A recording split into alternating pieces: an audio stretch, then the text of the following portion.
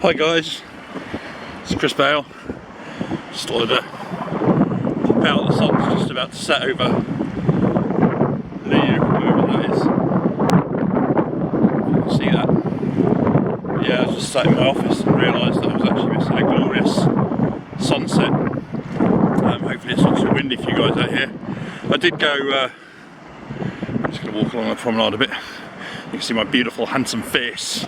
No, I went out this morning in my car and I was thinking last night of maybe funny stories that I could tell people just while we're in lockdown, you know, something that's going to put a grin on your face, about funny things that happen when you are a bird photographer or wildlife photographer.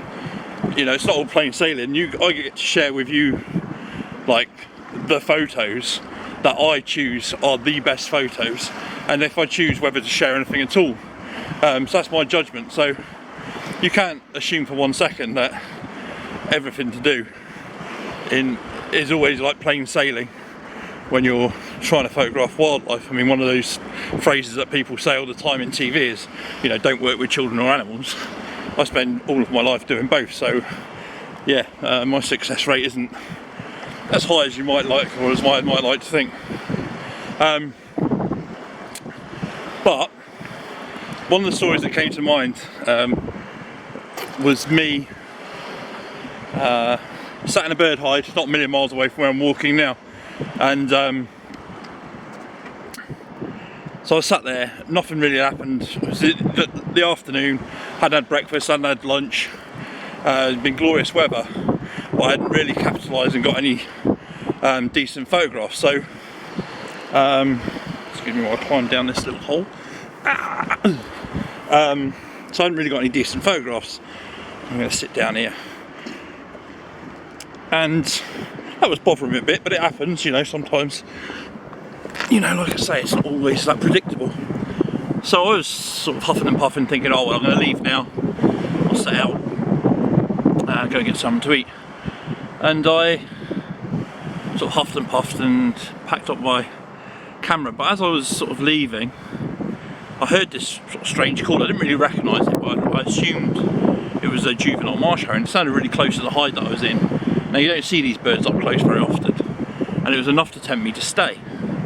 So I put my beanbag back on the edge of the hide, put my camera back on top of it, and sat thinking, any minute now, you know, I'll give it 10 minutes, you know, like you do.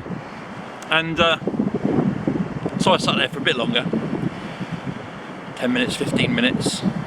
Nothing, no movement in the reeds. Usually if something's skulking around in the bottom of the reeds, you'll see the top of them moving. There's none of that. So I thought, okay, you know, maybe it's not to be. So I started packing up again. Deep sigh, you know, it was with regret that I was, you know, going to pack up and go, like I say, on a glorious day, no photos. So as I sort of was packing up, again I heard this call. It sounded a little bit louder, a little bit closer, and it was just too much of a tempter. So I put my stuff back down, thought, no, this is it. How many opportunities will I get to actually photograph this? So I sat down, another half an hour passed, nothing, no movement in the reeds, no more calls, nothing. So I thought, oh, that's it, I'm going. Again, deep sigh, full of regret, and off I went. But again, the noise came, sounded even louder, right up close. If I had my phone with me, have I got my phone? Oh no, I did record the actual noise it made, so you'd be familiar with it. But anyway, so I sat back down, and I was questioning my life choices, as I often do. And then the noise happened again, but it didn't sound quite the same.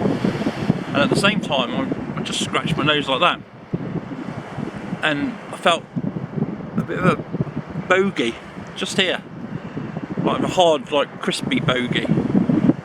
And then I went like this, and it made this perfect whistling noise that sounded just like a juvenile marsh harrier.